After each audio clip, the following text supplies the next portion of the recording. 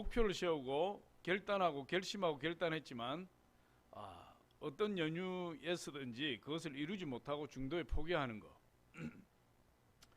그래서 그것을 이제 작심삼일이라 이렇게 이야기합니다.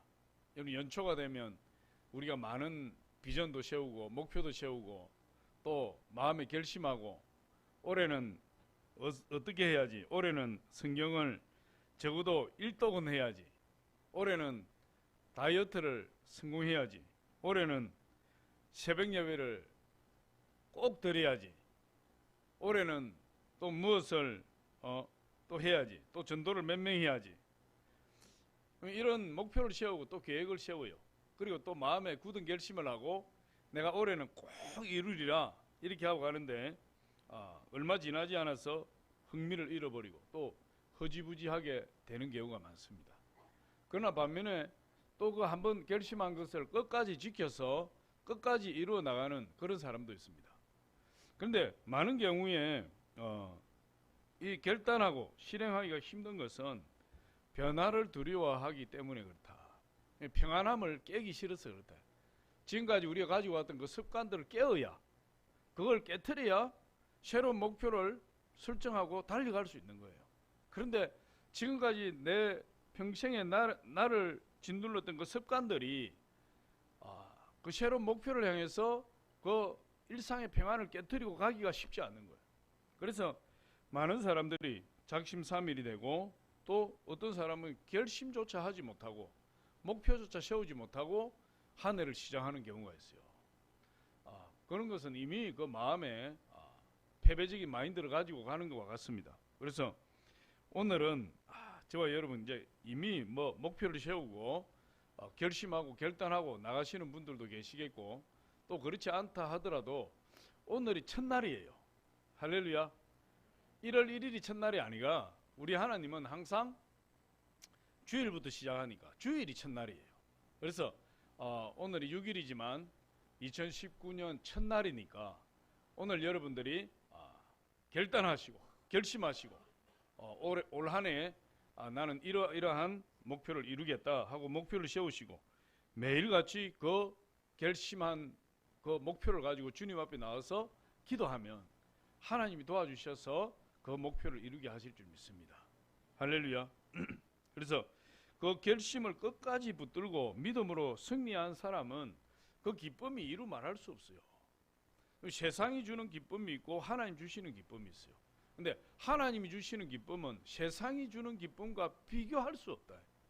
그래서 정말 우리 주님을 섬기고 주님 앞에 기도하며 하나님 주신 꿈과 비전을 가지고 그 결심한 것을 이루었을 때 하나님이 큰 기쁨을 주시고 우리를 높여주시고 우리에게 더 큰 일을 맡겨주실 줄 믿습니다. 그래서 올 한 해 저와 여러분들이 분명한 목표를 세우고 결심하시고 결단하셔서 그 목표를 이루셔서 하나님께 영광 돌리고 하나님의 큰 축복이 저와 여러분에게 임하시기를 바랍니다.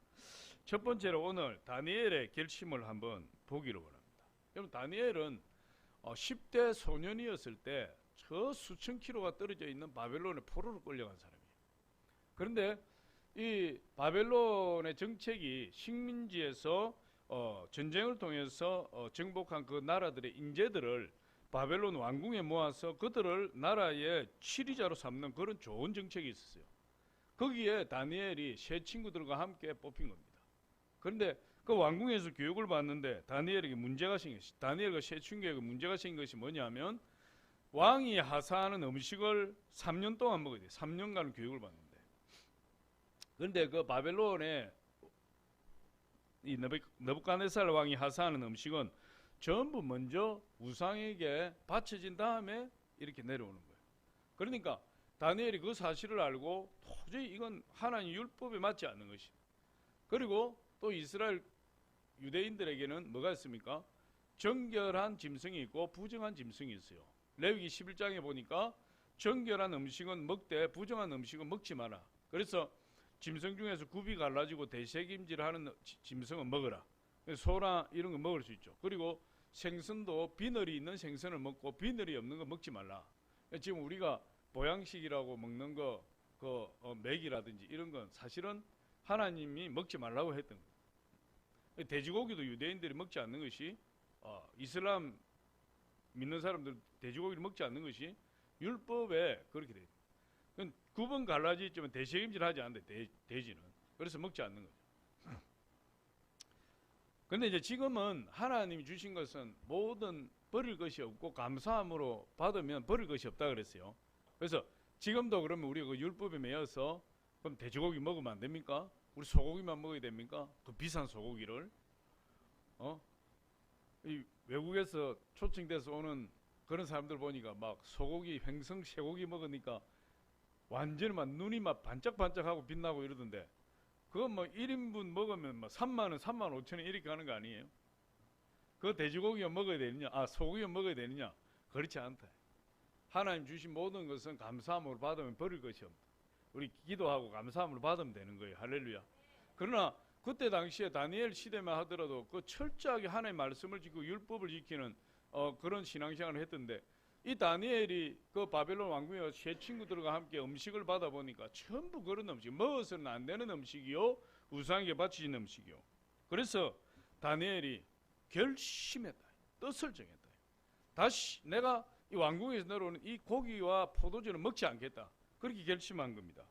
그게 이제 오늘 우리가 읽었던 1장 8절에 보니까 다니엘은 뜻을 정하여 왕의 음식과 그가 마시는 포도주로 자기를 더럽히지 아니하리라 하고 자기를 더럽히지 아니하도록 환관장에게 구하니 이랬어요. 뜻을 정했다. 뜻을 목표를 세웠다. 결심했다. 이런 뜻 아니에요. 다니엘이 결심하고 왕이 하사하는 음식을 먹지 않을 것이야 하고 결심을 했다는 거예요.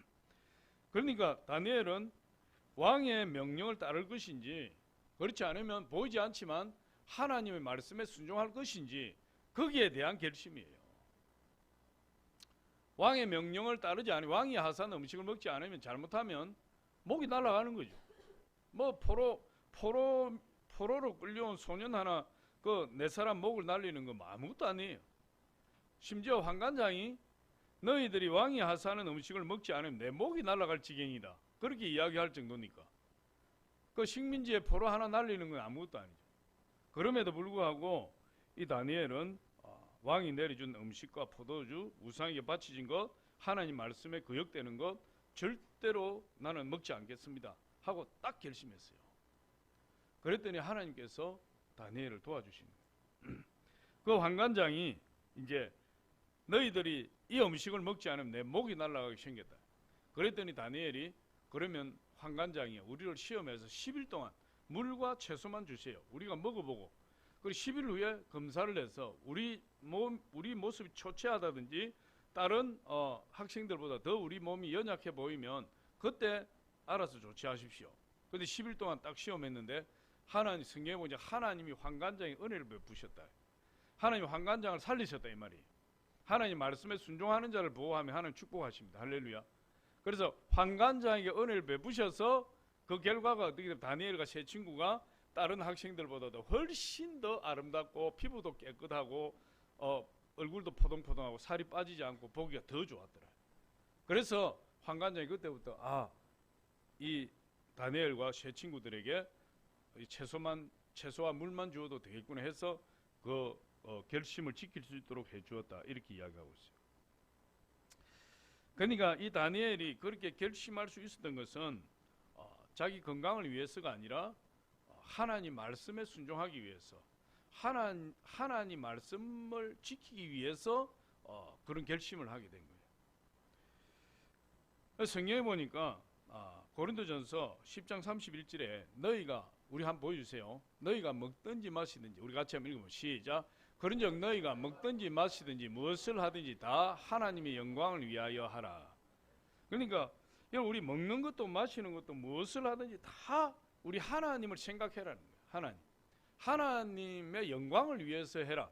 여러분 우리가 직장을 다니는 것도 우리 자녀들이 공부를 하는 것도 우리가 사업을 하는 것도 그리고 우리가 가정을 이루는 것도 이 모든 것이 다 무엇을 위해서 무슨 목적으로 하라는 거죠? 하나님의 영광을 위한 사업이 되고 하나님의 영광을 위한 공부가 되고 하나님의 영광을 위한 가정이 되고 직장이 되어야 된다.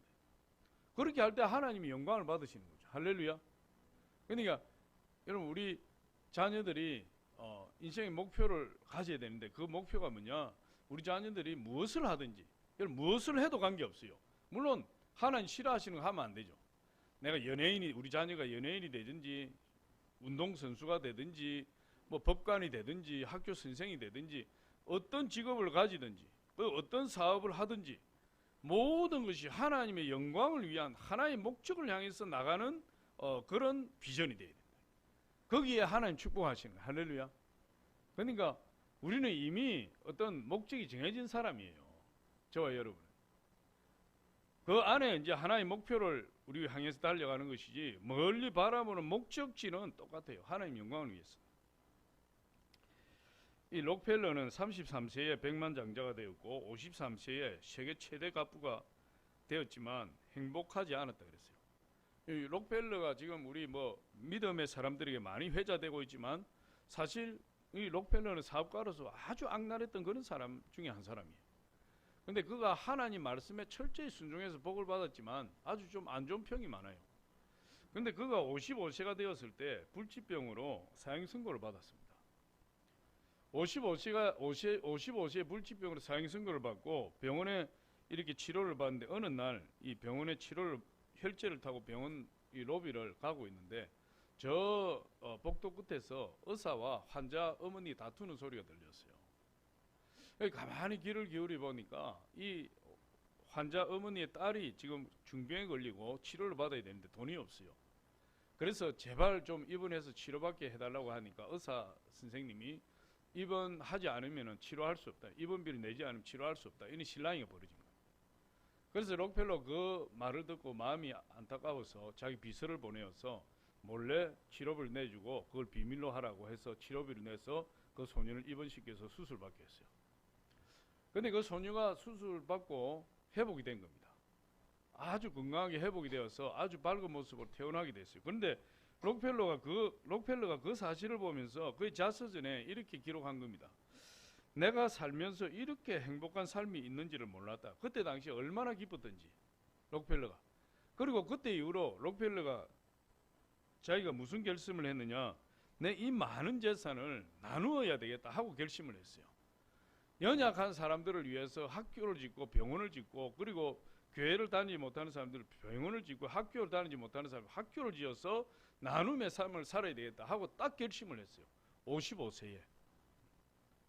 그러고 나서 이 록펠러가 그런 나눔의 삶을 시작했어요. 많은 학교들을 짓고 많은 병원을 짓고 많은 교회를 지었어요. 그런데 그가 나눔의 삶을 결심하고 실천을 하자마자 그의 질병이 깨끗이 나서버렸다. 깨끗이 나섰는데 이분이 55세에 발병을 했는데 몇 세까지 살았느냐? 98세까지 살아요. 98세도 건강하게 살았어요. 이분이 살면서 선한 일을 하고 자선 사업에 힘쓰고 그렇게 하다 보니까 이분의 별명이 하나 더 붙은 자선사왕이라는 별명이 붙었어요. 그리고 그 자서전에 이렇게 기록하고 있습니다. 내 인생 전반기 55년은 쫓기는 삶을 살았지만 후반기 43년은 행복하게 살았다. 나눔을 결심하고 나서부터 그 결심대로 자기의 재산을 나누고 연약한 자들, 불쌍한 자들을 위해서 많은 것을 기부하고 했을 때 자기 병이 깨끗이 치료받았을 뿐만 아니라 98세까지 건강하게 살았는데 그 98세까지의 삶, 43년의 후반기의 삶이 가장 자기에게 행복한 삶이었다. 그런 고백이에요. 2005년도 월간 목회지에 나온 내용인데 거기에 보면 미국의 대재벌인 킴슨이라는 분이 나와요. 원래는 가난한 고아 출신인데 이분이 크게 성공해서 많은 돈을 번 사람이 되었어요. 근데 그 친구가 이분의 성공 비결에 대해서 항상 궁금해한 거예요. 친구가. 도대체 저 고아 출신인데 어떻게 해서 저렇게 재벌이 되었는가. 그래서 어느 날 친구에게 물어봤어요. 어떻게 해서 자네는 그렇게 성공할 수밖에 없었는가. 성공한 비결이 뭔가. 그랬을 때 이 킴슨이 이렇게 대답했어요. 나에게는 4가지 비밀이 있는데 나는 그 4가지를 내가 내 인생에 결심하고 한 번도 지금까지 어긴 적이 없었는데 그것을 통해서 하나님 나에게 큰 복을 주셨다. 그 4가지가 뭐냐? 첫 번째, 하나님을 잘 믿고 주일 성수를 하는 것이다. 두 번째, 시간을 낭비하지 않고 부지런히 일하는 것이다. 세 번째, 술을 마시지 않는 것이다. 네 번째, 11조를 철저하게 드리는 것이다. 이것이 내 인생을 바꾸어 놓은 성공의 비결이라네. 그렇게 이야기를 합니다. 네 가지를 이야기했어요. 그런데 이 친구가 이 킵슨으로부터 그 이야기를 듣고 나서 그날로 결심했어요. 그래, 나도 저 네 가지를 지키고 저 네 가지를 내가 실천할 거다. 그리고 10년 동안 그 결심한 대로 실천을 했는데 그도 나중에 큰 거부가 되었다. 이렇게 기록하고 있어요. 이 캐나다의 목재왕 김선이라는 분이 있는데 이분은 물방앗간으로 시작해서 280마일의 철도와 5,200 정보의 산림을 소유한 거부가 되었습니다. 근데 이분도 그의 성공 비결에 대해서 물었을 때 세 가지로 이야기했어요. 첫 번째, 술을 마시지 않는다. 왜 이 거부들은 술을 마시지 않는지 모르겠어요. 거부들은 술을 안 먹습니다. 거부들은 술을 마시지 않는다. 둘째, 열심히 일한다. 셋째, 하나님을 믿고 만사를 하나님께 맡긴다. 이 세 가지. 검주, 검면, 신앙. 이걸 3대 목표로 설정한 후에 하나님이 그에게 큰 성공을 주셨다. 축복을 주셨다. 여러분 이렇게 기록하고 있어요. 우리가 한순간에 이 작은 결심이 훗날 큰 차이를 만들 수 있어요. 비록 지금은 보잘것없는 그런 것을 결단하고 결심하고 나간다 할지라도 그 결심을 우리가 실천하고 나아가게 되면 나중에 큰 차이를 만들어내는 거죠. 이 세무엘 존슨이라는 분은 이렇게 이야기했습니다. 결단력이 없다면 실행할 수 없고 실행하지 않는다면 성공할 수 없다. 결단력이 있는 사람은 반드시 성공을 거둔다. 모든 성공은 이 진리를 토대로 이루어진다. 이렇게 결심과 결단이 없으면 성공할 수 없고 모든 성공은 결심하는 순간 그리고 그 결단을 이루어 나갈 때 따라온다. 그렇게 이야기하고 있어요. 오늘 다니엘은 보니까 이 바벨론 다음에 일어난 나라가 메데 다음에 일어난 나라가 페르시아예요. 파사. 그래서 이 다니엘은 소년 때에 끌려가서 그 왕궁에서 교육을 받으면서 결심하고 하나님 말씀에 순종할 것이다. 하나님을 따를 것이다. 결심하고 아무리 세상에 유혹과 위협이 오더라도 그걸 다 뿌리쳤어요. 그랬더니 하나님께서 다니엘을 높여주시는데 페르시아 느부갓네살 왕뿐만 아니라 페르시아 마지막에 벨사살 왕에 이르기까지 국무총리로서 바벨론을 다스렸고 그리고 다리오가 일어나서 바벨론을 점령했을 때 메데 나라가 세워졌는데 그 다리오 왕 때도 국무총리가 되었고 그리고 이 파사의 고레스 왕이 일어났을 때 이 바벨론을 점령했을 때 그 고레스 왕 하에서도 국무총리를 지낸 사람이에요. 엄청난 성공을 이룬 사람이죠. 실제적으로 바벨론과 메데와 파사의 실제적인 통치자가 누구였냐 하면 이 포로로 끌려갔던 보잘것없는 다니엘이에요. 근데 그 다니엘이 결심하고 하나님 말씀을 순종하고 그 결단하고 그것을 지켜나갔을 때 누가 다니엘을 높여주셨습니까? 하나님이 다니엘을 높여주신 거예요. 하나님이 다니엘을 3개 국가를 걸쳐서 국무총리로 세워주신 것을 볼 수 있어요. 이 메데 다리오 왕 때에 이 다니엘이 전국 120도에 120명의 관리를 총독을 두고 그 위에 세 총리를 두고 그 세 총리를 통해서 120도를 다스리게 되었는데 그 세 총리 중에 가장 높은 총리가 다니엘이었어요. 그런데 이 두 총리가 다니엘을 시기 질투를 해서 저 다니엘을 어떻게 하든지 엮어서 죽여야 되겠다. 그래야 우리가 저 다니엘의 권세를 가질 수 있다. 이래서 두 사람이 머리를 맞대고 국리를 내서 다리오 왕을 찾아가서 이렇게 상소를 했습니다. 왕이요, 이 나라에서 앞으로 30일 동안 한 달 동안 다른 신이나 다른 사람에게 절을 하는 사람이 있거나 기도하는 사람이 있으면 그 사람은 반역자로 취급해서 사자굴에 집어 던져 넣으십시오. 그렇게 모함을 했어요. 그래서 다리오 왕이 그 도장을 쾅 찍었어요. 그래서 전국 120도에 왕의 그 조서가 다 공포가 된 거예요. 다니엘은 최고 총리니까 그걸 모를 리가 없죠. 근데 다니엘이 그 사실을 알고 이 사람들이 나를 죽이려고 나를 모함했구나 하는 사실을 알고 다니엘이 집으로 돌아가서 매일같이 하루에 3번씩 예루살렘을 향해서 기도했는데 자기가 사자굴에 던져지는 그런 올무에 걸렸다는 사실을 알고 이 법령이 자기를 잡으려는 법령이라는 사실을 알고도 다니엘이 물러서지 아니하고 매일같이 했던 것처럼 예루살렘을 향한 창문을 열어놓고 그리고 하루에 3번씩 하나님 앞에 감사의 기도를 드렸더라. 그렇게 이야기합니다. 제가 이 말씀을 묵상하다가 이런 생각도 했어요. 제가 믿음이 연약함을 여러분 용서해 주십시오. 아니 꼭 매일 그래 기도하는 거는 좋은데 그래 꼭 다락에 올라가서 사람들이 다 보는 데서 해야 되나? 이럴 때는 30일 동안 그 지하실에 들어가서 아무도 몰래 하면 되지. 다니엘은 저처럼 얄팍한 수를 안 쓴다. 나는 죽으면 죽으리라 결심하고. 할렐루야. 내가 하나님의 영광을 위해 살다가 내가 사자굴에 던져서 죽으면 어떠하리? 다니엘은 그런 마음이에요. 볼 사람 다 보아라. 그 결국은 다니엘이 잡혀서 사자굴에 던져졌는데 하나님이 성령으로 사자의 입을 막아서 다니엘 머리카락 하나 상하지 아니하고 그 다음날 아침에 다리오 왕에 의해서 구출됐대.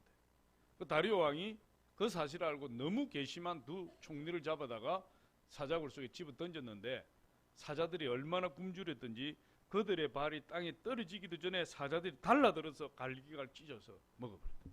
성경은 그렇게 이야기하고 있어요. 다니엘서 6장 28절, 다니엘서 6장 10절에 보니까 우리 다니엘서 6장 10절 보여줄 수 있습니까? 기록은 안 했을 텐데 다니엘서 6장 10절에 보니까 이렇게 기록하고 있습니다. 다니엘이 이 조스에 왕의 도장이 찍힌 것을 알고도 자기 집에 돌아가서는 윗방에 올라가 예루살렘을 향한 창문을 열고 전에 하던 대로 하루 3번씩 무릎을 꿇고 기도하며 그의 하나님께 감사하였더라. 다니엘이 몰랐던 것이 아니에요.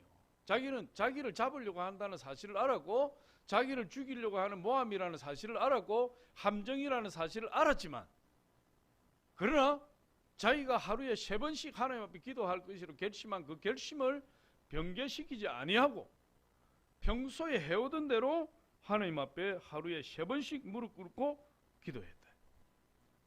그랬더니 하나님이 다니엘을 높여주신 거예요. 여러분 다니엘서 6장 28절에 보니까 이렇게 이야기합니다. 이 다니엘이 다리오 왕의 시대와 바사 사람 고레스 왕의 시대에 형통하였더라. 그러니까 이미 느부갓네살 왕 바벨론 시대를 지나서 지금 다리오 왕 때 메데 다리오 왕 때 일어난 사건이니까 다리오 왕의 시대도 형통하고 그 다음에 일어난 고레스 왕의 시대에도 형통한 자가 돼야 돼. 다니엘이 그렇게 이야기하고 있습니다. 그러니까 하나님을 향한 목표를 세우고 그 결심을 지켜나갈 때 하나님께서 그 사람 축복하시고 높여주시고 어떤 위험과 유혹으로부터도 지켜주신다는 거예요. 할렐루야. 두 번째로 볼 때 이 7.8기의 결심이에요. 7.8기. 그러면 우리 사자성어로 7.8기가 있어요. 7번 넘어질지라도 8번 일어나는 거. 근데 그게 사실은 중국 고대에서 비롯된 것이 아니라 이 성경에서부터 비롯됐다 이 말이에요. 성경에서 7.8기는 성경에서 기록된 용어예요. 1970 몇 년도에 홍수환 선수가 저 파나마의 카라스카야를 맞이해서 세계 타이틀전을 했는데 그때 4번 다운당하고 5번째 KO 시켜버렸어요. 그래서 홍수환 선수가 막 무등을 타고 막 그 온 전국에 흑백으로 TV 중계되는 가운데 엄마 나 챔피언 먹었어 막 이 유명한 말. 여러분 모르시는 청년들은 모르지. 태어나기도 전이니까. 할렐루야. 이 사전 5기의 신화가 홍수환 선수예요. 그 홍수환 선수도 믿음이 아주 좋습니다. 아주 믿음을 잘 가진 그런 분이 됐어요. 그런데 성경에 보니 7.8기에 대해서 이야기하고 있대요. 우리 잠언서 24장 16절 한번 보겠습니다. 우리 같이 한번 읽으면 시작. 대저 의인은 7번 넘어질지라도 다시 일어나려니와 악인은 재앙으로 말미암아 엎드러지느니라. 대저 의인은 7번 넘어질지라도 다시 일어나 7.8기의 정신을 가지고 있다. 할렐루야. 우리 하나님은 어떤 분을 좋아하느냐? 실패하지 않고 실패 없이 쭉 성공하는 사람을 좋아하는 것이 아니라 실패하더라도 오뚜기처럼 벌떡벌떡 일어나는 사람을 하나님 좋아해요. 할렐루야. 그러니까 이게 무슨 말입니까? 의인은 넘어진다 이 말이에요. 의인은 누굴 이야기? 예수 믿는 사람을 이야기하는 거예요. 하나님 믿는 사람. 의인이 완전한 것이 아니에요. 저와 여러분 완전한 것이 아니에요. 우리가 결심을 해도 목표를 정해도 우리 연약하기 때문에 그 목표를 향해서 가다 보면 우리 넘어지고 쓰러지고 자빠질 때가 있어요. 그런데 문제는 넘어지고 쓰러졌다 할지라도 우리가 거기에 주저앉고 낙심하지 아니하고 하나님을 의지하고 오뚜기처럼 벌떡 일어나는 신앙, 믿음, 결심, 할렐루야. 그걸 우리 하나님이 원하시고 그걸 기뻐하신다는 거예요. 그러니까 여러분 이렇게 전제할 수 있어요. 우리는 많은 실패를 할 수 있다. 많은 실패할 수 있다. 한 번에 성공하지 못할 수도 있다. 그러나 우리가 중간에 넘어지고 쓰러져도 우리가 일어설 의지만 있고 결심만 있으면 하나님이 우리를 얼마든지 도와주신다는 거예요. 하나님. 할렐루야. 요즘도 보니까 자살하는 사람이 많아요. 자살하다가 호텔 방에서 그냥 구원받은 사람도 있고 또 큰 권력을 가진 사람도 막 자살하고 이렇게 해요. 우리 믿음의 사람은 절대로 자살하면 안 돼. 믿음의 사람. 할렐루야. 그럼 자살은 살인이에요. 살인자는 여러분 살인자가 회개하지 않으면 살인죄로 인해서 지옥 가는 거잖아요. 근데 나를 살해하는데 여러분 내가 나를 죽이는데 회개할 기회가 어디가 있어요? 회개할 기회가 없어요. 그러니까 절대 우리는 자살하면 안 돼. 끝까지 넘어지고 쓰러지고 자빠지고 실패하고 파산해도 내 배후에서 나를 도우시는 하나님 의지하고 오뚜기처럼 일어나면 하나님이 도와주시는 거예요. 할렐루야. 일어나야 돼요. 어떤 경우도 여러분 우리가 포기하면 안 돼요. 탈무드에 이런 말이 있어요. 하나님은 인내하는 자의 편이다. 그래서 성경에 보면 오래 참는 건 성령의 열매예요. 하나님의 축복을 받은 사람은 오래 참는다. 인내한다. 그래서 올해는 우리 성품도 좀 바뀌어야 돼요. 막 부르륵 하던 거 이게 이제 좀 제 이야기하는 것 같아서 죄송한데 부르륵 하는 거 이게 좀 죽여야 된다. 할렐루야. 인내. 10가지 못 세리더라도 한 3개는 세릴 줄 알아야 돼. 1, 2, 3. 한 3번은 세릴 줄 알아야 되지 않을까. 할렐루야. 베드로도 주님을 위해서 감옥에 가겠습니다. 주를 따라서 내가 죽겠습니다. 그렇게 크게 결심하고 호언장담했지만 그가 3번이나 주님을 부인했어요. 3번이나. 그런데 그가 3번을 부인했지만 그는 오뚜기처럼 일어난 거예요. 예수님이 베드로를 향해서 이렇게 이야기를 했습니다. 누가복음 22장 32절에 보니까 우리 같이 한번 읽어보겠습니다. 시작. 그러나 내가 너를 위하여 내 믿음이 떨어지지 않기를 기도하였나니 너는 돌이킨 후에 내 형제를 굳게 하라. 돌이킨 후에. 다시 말해서 베드로가 호언장담했지만 그 결심이 무너뜨리고 자빠지고 쓰러진 거죠. 그러나 돌이켜라. 그리고 오뚜기처럼 일어나서 내가 너에게 준 사명을 다시 실행하도록 해라. 내 결심한 대로 형제들을 굳세게 세워라. 그렇게 이야기하는 거예요. 결국 베드로가 여러분 어떻게 됐습니까? 닭 울기 전에 3번 예수님을 부인하고 모른다고 하고 내가 예수님을 알면은 내가 저주를 받을 거다. 이렇게 그 조그만한 여자아이 앞에서 그렇게 벌벌 떨면서 그렇게 낙심했는데 그가 나중에 예수 그리스도를 위해서 로마로 다시 들어가서 예수님은 우리를 위해서 십자가에 못 박혀 죽었는데 내가 어찌 예수님처럼 십자가 못 박혀 죽으리요. 나를 거꾸로 십자가 못 박아주세요. 베드로가 거꾸로 십자가 못 박혀 죽은 거예요. 오뚜기처럼 일어났을 때 하나님이 힘주시고 하나님 축복하시는 거예요. 그럼 예수님은 베드로가 넘어질 것을 알았어요.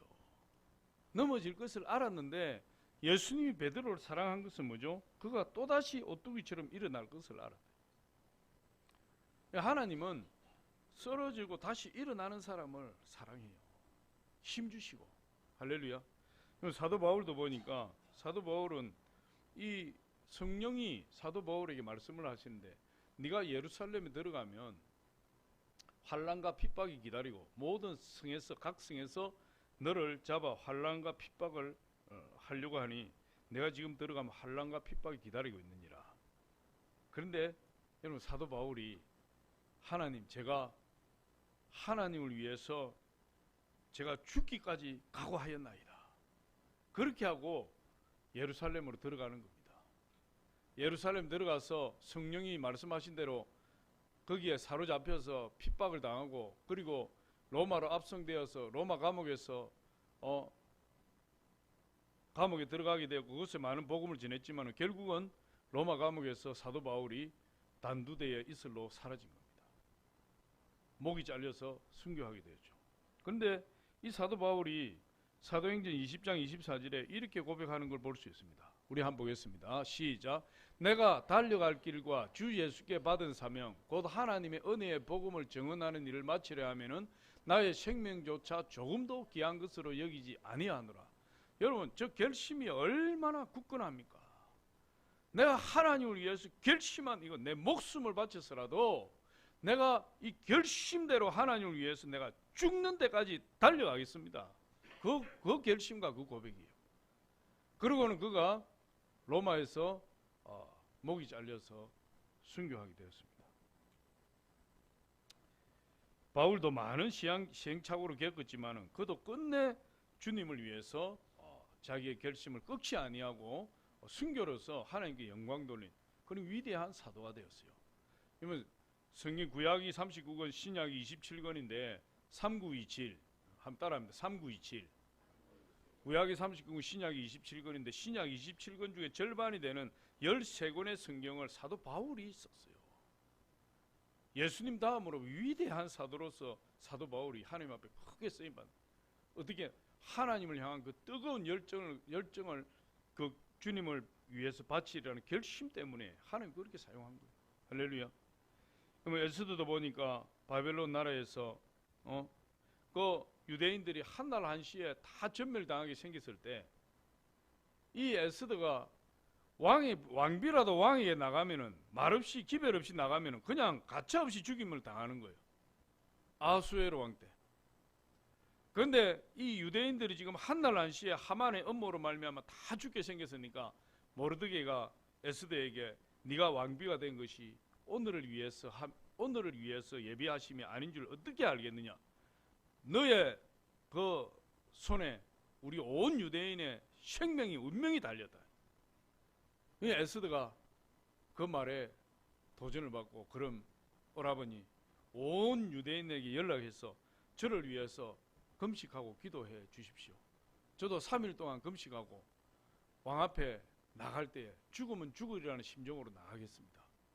그리고 3일 금식하고 왕에게 느닷없이 뛰쳐나갔는데 죽으면 죽으리라. 그 결단을 하고 왕에게 나갔더니 왕이 그냥 금식한 에스더에게 반해가지고 에스더여 그대가 어찌 그리 아름다운고 그러면서 막 그냥 내가 볼 때는 호를 내밀었다 했는데 아마 품어준 게 아닌가 싶어. 그렇게 해서 유대인들이 살아난 거예요. 죽으면 죽으리라. 우리가 결심을 하고 목표를 세웠으면 죽으면 죽으리라. 내가 죽으면 죽으리라. 그런 마음으로 우리 하나님께 도움을 구하며 믿음으로 행하고 나갈 때 하나님 도와주시지 않겠습니까? 하나님 역사하지 않겠어요? 이거 아브라함도 보니까 아브라함 75세에 갈대아 우리에서 부름받았어요. 하나님을 알지 못하는 사람이요. 갈대아 우리에는 75년 동안 살아오면 모든 일가 친척들과 친구들이 다 있는 곳이에요. 그런데 하나님이 갈대아 우르에서 아브라함 불러내시는데 성경을 보니까 아브라함이 갈대아 우르에서 나오고 난 이후에 한 번도 갈대아 우르를 방문했다는 말조차도 없어요. 아브라함 하나님 부름받고 완전히 세상을 등지고 우리 주님을 쫓아서 주님을 향해서 나아간 사람이 이 아브라함이에요. 아브라함에게 하나님이 아들 독자 이삭을 주시는데 하나님 독자 이삭을 모리아산에 제물로 바치라, 번제물로 바치라. 그래서 이 아브라함이 새벽에 일어나서 자기 부인 사라에게 이야기도 하지 아니하고 그 종 두 사람에게 나무를 지우고 이삭을 데리고 칼을 잡고 3일 길을 걸어서 모리아산 기슭에 도착했는데 그 두 종들을 거기에 기다리게 하고, 두 종들은 세상 사람이 안 믿는 사람이에요. 하나님이 큰 일을 할 때 세상 사람들을 방해하는 거예요. 같이 있으면 그들을 떨쳐놓고 그 나무찜을 뺏어서 이삭에게 지우고 칼을 들고 올라가는데 이삭이 뭐라고 이야기해요? 아버지, 칼과 나무는 있는데 재물이 어디 있습니까? 그럼 아브라함 마음이 찢어지지 않겠어요? 아브라함, 네가 재물이다 이놈아. 네가 죽어야 돼. 내가 너를 잡을 거야. 그런데 그 마음을, 그 슬픔을, 그 형언할 수 없는 마음을 억누르고 하나님이 예비하실 것이야. 그리고 데리고 올라가서 장작을, 지고 올라간 장작을 쌓아놓고 이삭을 그 위에 눕혀서 밧줄로 묶어놓고 칼을 들어서 죽이려고 했대요. 죽이려고. 여러분, 그런 결심이 없이는 아들을 어떻게 제물로 바치겠습니까? 그런 강력한 결심이 있으니까 자기 어머니에게조차 알리지 않고 그 새벽에 그 아들을 도망치듯이 아들을 데리고 떠나온 거 아니에요. 그런데 하나님이 그걸 기뻐하시더라는 거예요. 하나님이 그 칼을 들어서 내리쳐 죽이려고 할 때에 하나님께서 아브라함을 멈추게 하시고, 그리고 아브라함의 말대로 순양을 예비하셨는데 하나님께서 이 아브라함에게 이렇게 이야기를 해요. 창세기 22장 12절에 우리 같이 한번 보겠습니다. 시작. 사자가 이르시되 그 아이에게 내 손을 대지 말라, 그에게 아무 일도 하지 말라. 내가 내 아들 내 독자까지도 내게 아끼지 아니하였으니 내가 이제야 내가 하나님 경외하는 줄을 아노라. 아브라함이 굳게 결심하고 그 이삭을 번제로 하나님 잡아 드리려고 했던 그 행동 때문에 아브라함은 하나님 인정을 받고 하나님 축복받는 사람이 된 거예요. 할렐루야. 여러분, 이 요셉이라는 사람을 보니까 17살에 홀홀단신으로 애굽의 종으로 끌려간 사람이에요. 그 형들의 미움을 받아서 그 요셉이 꿈을 꾸므로 해서 그 꿈 이야기로 함으로 인해서 그 형들에게 미움을 받아서 마른 웅덩이에 빠졌다가 그 르우벤과 유다로 말미암아 겨우 목숨을 건졌지만 어느 20냥에 팔려서 17살, 지금은 고등학교 1학년이에요. 고등학교 1학년. 아무도 없는 애굽의 종으로 팔려갔는데 이 요셉이 팔려가면서 얼마나 눈물을 흘렸는지 몰라요. 형들에게 버림받았다. 다른 사람에게 버림받은 것이 아니고, 어머니는 자기 동생 베냐민 낳을 때 길에서 세상을 떠났고, 그 아버지가 안타까워서 색동옷 입히고 사랑했는데 그 형제들이 그 아버지의 사랑을 독차지하는 그 요셉을 시기하고 질투해서 그를 죽이려고 하다가 그를 언니 집에 팔아서 그 옷을 찢고 짐승을 잡아서 피를 묻혀서 자기 아버지에게 요셉이 짐승에 찢겨 죽었습니다. 거짓말을 하고 요셉이 애굽으로 내려가면서 눈물을 흘리면서 그렇게 내려가게 되었는데, 성경을 가만히 보니까 이 요셉이 애굽으로 끌려 내려갈 때 그런 결심을 한 거예요. 나는 애굽에 가면 아무도 나를 돌볼 사람도 없고 내 친구도 없고 나는 오직 하나님만 붙들 거야. 하나님만 내가 믿고 하나님만 붙들고 나갈 거야. 그 결심을 한 것 같아요. 왜 그렇게 추론할 수 있느냐? 성경에 보니까 하나님께서 요셉을 축복하셔요. 요셉을 축복하시는데 요셉을 축복하시기 위해서 하나님이 희한한 방법을 쓰신다. 요셉을 축복하시기 위해서 하나님께서 요셉과 관련되어 있는 사람을 다 축복해버려요. 좀 놀랍지 않습니까? 여러분, 하나님이 요셉을 너무 사랑하니까 요셉을 축복하려고 하니까 다른 방법이 없어요. 보디발 집에 종으로 팔려가게 되니까 하나님이 요셉을 보디발 집에 종으로 팔려간 요셉을 축복하시기 위해서 보디발 집에 복을 줘버리고 보디발 집의 모든 소유에 복을 줘버리고 보디발이 거부가 되게 해버렸다. 누구를 위해서? 요셉을 위해서. 창세기 39장 5절에 보니까 우리 같이 한번 봅니다. 시작.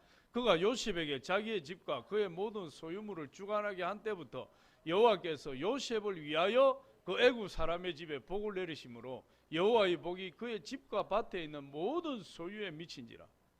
하나님이 요셉을 축복하려고 하니까, 요셉을 보호하려고 하니까, 요셉을 사랑하시니까 요셉 주변에 있는 사람들을 다 복 줘버렸다. 다 복 줘. 그래야 요셉이 조금이라도 거기서 평안한 생활을 하는 거예요. 조금이라도 심리적인 부담이 없이 주인의 사랑을 받는 거예요.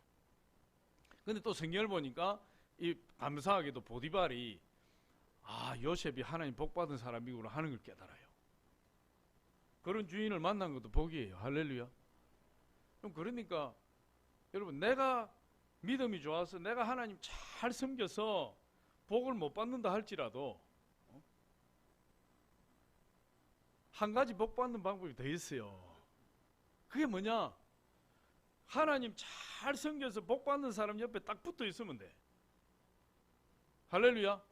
그럼 보디발은 하나님 믿은 사람도 아니에요. 보디발은 하나님 앞에 무슨 결심을 하고 목표를 향해서 하나님 말씀 순종하고 달려갔던 사람도 아니에요. 그런데 보디발이 큰 복을 받았다 이 말. 왜? 그 믿음 좋고 하나님 사랑받는 요셉 옆에 붙어 있으니까. 그래서 복을 받는 거예요. 지혜로운 사람은 여러분 어떤 사람을 친구로 삼습니까? 믿음 좋은 사람, 믿음이 좋고 하나님 잘 섬기고 그런 사람을 친구로 둔단 말이에요. 어리석은 사람은 세상 좋아하는 사람을 옆에 둬요. 세상 좋아하는 사람, 세상 연락을 쫓아가서 정신없이 막 쫓아가고 세상 유혹을 당하고 세상이 좋아서 막 달려가는 그런 사람 옆에 붙어가지고 쫓아다닌다고. 거기는 축복이 없어요. 그럼 요셉이 그렇게 나는 하나님만 섬길 것이다 결심하고 애굽으로 내려갔어요. 그런데 그 보디발 집에서 하나님 축복하셔서 평안하게 지냈지만 그 보디발 부인이 그냥 이 눈이 멀어가지고 막 요셉을 막 어떻게 하려고 하다가 그 모함을 당해가지고 감옥에 들어갔는데, 감옥에 갔는데 보니까 하나님이 요셉을 사랑하셔 요셉 고생 안 시키려고 간수장에게 복을 줘버렸다니까. 간수장에게. 간수장은 하나님 믿는 사람도 아니에요. 하나님 알지도 못해. 그런데 이 사람은 그냥 복 받았어요. 왜? 요셉의 옆에 있으니까.